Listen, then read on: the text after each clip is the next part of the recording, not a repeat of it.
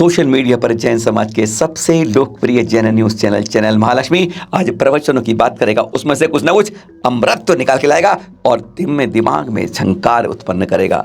आजकल हम करोड़ों रुपए खर्च कर देते हैं पद मान प्रतिष्ठा के लिए। कभी हमने सोचा है कि हमारे संप्रदाय से, हमारे धर्म से आज लोग बिखरते जा रहे हैं, छूटते जा रहे हैं। जहाँ से जब कुछ लालच मिला, लोभ मिला, वह उधर चले जाते हैं। कारण हमारे शिक्षा की इतनी व्यवस्थाएं मजबूत नहीं है। क्रिश्चियन स्कूल देखें जिन्होंने हमारे लिए गोवा में क्या कोहराम मचाया था, गोवा के अंदर, आप जानते होंगे शायद। पर आज इसी तरह से ना स्वास्थ्य की सुविधाएं हैं, ना शिक्षा की, और जो आर्थिक रूप से पता है एक बहुत बड़ा जो हमारा समाज का हिस्सा है वो बिलो पावर्टी लाइन है। मुनि प्रणब में सागर जी खरी खरी सुनाते हैं, कहते करोड़ों रुपए तो वहां, अरे जहां खर्च करना है वहां क्यों नहीं खर्च करते? अपने समाज को क्यों नहीं सुधारते? सुधारने वाला कोई बाहर से नहीं आएगा, अंदर से ही किसी को इसकी शुरुआत करनी होगी। सुने जरा मुनि श्री प्रणब में सागर जी से। हमें वो काम करने चाहिए जिनकी आज समाज में जरूरत है, जिसके माध्यम से युवा पीढ़ी समृद्ध बने, भटकने से बचे और अनेक अनेक दूसरे मत मतांतरों को ग्रहण कर लेती है वो युवा पीढ़ी। क्योंकि हमारे पास उन्हें देने के लिए ना तो शिक्षा के साधन है, ना उनकी आर्थिक स्थिति को बनाए रखने के साधन है, और हम फिर भी अनेक अनेक करोड़ करोड़ रुपए एक एक पद की प्रतिष्ठा में लुटा रहे हैं। मैं कहता हूं जैन समाज के अंदर इस बात का सर्वे होना चाहिए हर शहर में कि कितने लोग अपने घर का पालन नहीं कर पा रहे, अपने घर को चला नहीं पा रहे और अपने बच्चों के लिए अच्छी शिक्षा नहीं दे पा रहे। और उन लोगों को आर्थिक स्थिति से मजबूत बनाने के लिए हम अपने धन का सदुपयोग करें।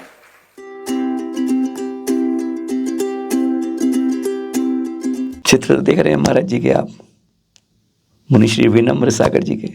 पता क्या करें, जैन के घर का खाना भी कसाई खाना बन जाता है, कसाई का घर बन जाता है। सोचिए कैसी बात कर रहे हो, तौबा तौबा, मांस के घर के साथ हमारी जैनों के मुकाबला। कहते हैं जैनी जब रात को भोजन करता है तो उसका घर कसाई के घर से अलग नहीं पड़ता है। एक बार कड़वी कड़वी बात अंदर हजम करने के लिए भी सुनते हैं जरा मुनिश्री से। क्या अद्भुत प्रवचन था। घर गए क्यों सिंघाड़े के भजिए। वो पत्नी पूछती है तुम अभी समय सार पढ़ के और पिला के आए हो, माँ जिनवाणी का रसपान करके आए हो, तुमको सिंघाड़े का भजिया चाहिए। किसी कसाई में और रात में चढ़ी जैनियों के घर की कढ़ाई में कोई अंतर नहीं है।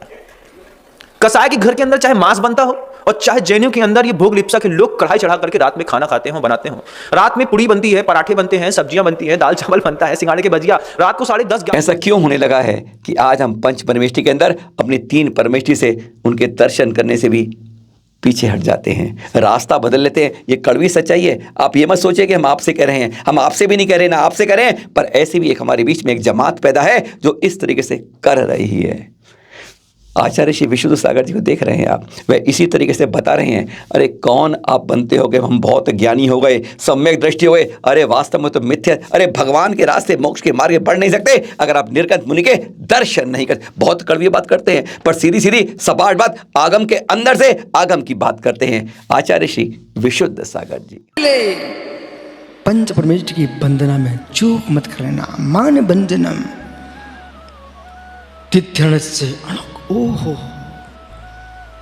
सदैव सागर जी, यदि नहीं किए तुमने किसी को नमस्कार तो बेटा तीर्थंकर जिनेंद्र की आज्ञा को भंग कर रहा उचित। जो जीव निर्गंत मुनियों को देख करके, चाहे मुडराज हो, चाहे श्रावक हो, मित्र निर्गंत मुनियों को देख करके नमस्कार करने के, चरणों में सिर टेकने के परिणाम नहीं हो रहे, तुम तीर्थंकर अरहंत की आज्ञा को भंग कर रहे हो। मिथ्या दृष्टि। पढ़ लो ये क्या लिखा है। अब शैलेश भैया मेरे पास लोग क्यों नहीं आ सकते? इसलिए नहीं आ सकते हैं क्योंकि जो कहता हूं आगम लिखा रखा है, और यहां आओगे तो बेटा तुम अब आगम को अलग कर नहीं सकते हो, इसलिए तुम हमारे सामने तुम कुछ बोल नहीं सकते।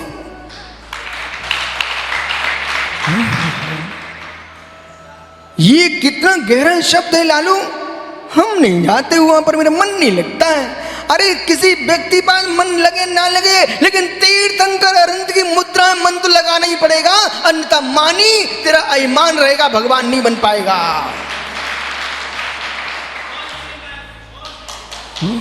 मान भंजनम तीर्थराणमज्ञा। किशोर पांडे जी भैया जो यहाँ नहीं सुन पा रहे हैं, आपने दो दो यंत्र लाके रखे हैं, ये तुमको ये पुण्य का बंद होगा कि इन यंत्रों के माध्यम से जो लोग घर में बैठ के सुन रहे हैं, लोग समाधि की प्रतिज्ञा ले रहे हैं, आप कितना उपकार कर रहे हो कि बेबी बेचारे सुन रहे हैं। मान भंजनम सुनने राहुल, गुस्सा नहीं करना, पुण्य का बंद हो रहा हो, जिनवाणी वाले स्वर बोल देना बेटा, मान भंजनम।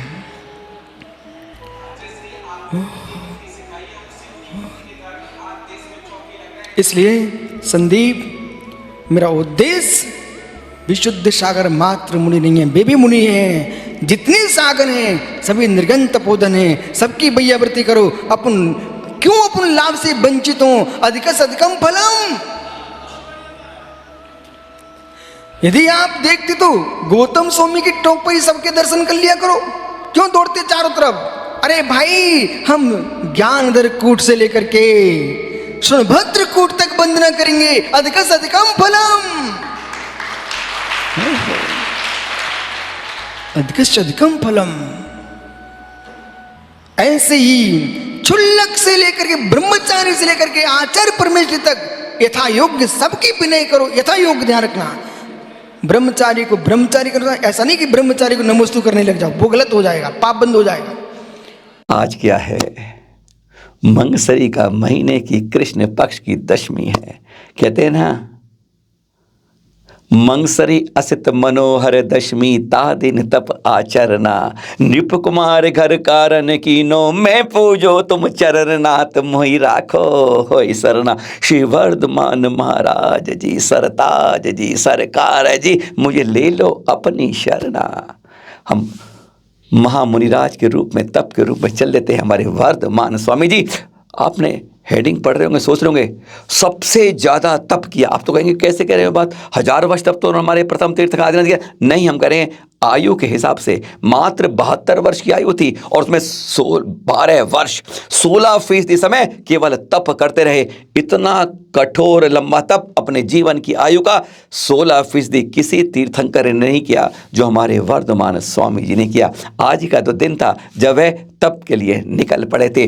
पंचमुष्टिक और सब तीर्थों के साथ कोई 1000 के लगभग लोग जाते दीक्षा करते राजा के साथ, लेकिन इनके साथ अकेले ही चल पड़े थे। कहते हैं अब मुझे अकेले बढ़ के वो राज देने पड़ेंगे जो आज हम 5 रूप से कह पाते हैं। अहिंसा के रास्ता चलना होगा, सत्य के रास्ते चलना होगा, हमें चोरी नहीं करनी है, हमें ब्रह्मचर्य व्रत को जीवन में पालन करना है, और परिग्रह को अपना संकुचित करना है। जियो और जीने दो परस्पर जीवना, नारी को भी स्वतंत्रता और उसे भी कोई अधिकार है। कुछ ऐसी बातें थी जो हमारे महावीर स्वामी जी ने हम सब को दी, किसी जैन के लिए नहीं, सब के लिए दिया। आज उन्हीं का है तप कल्याणक। बोलिए महावीर स्वामी के तप कल्याणक की जय जय जय। और आप सभी को सादर जय जिनेंद्र।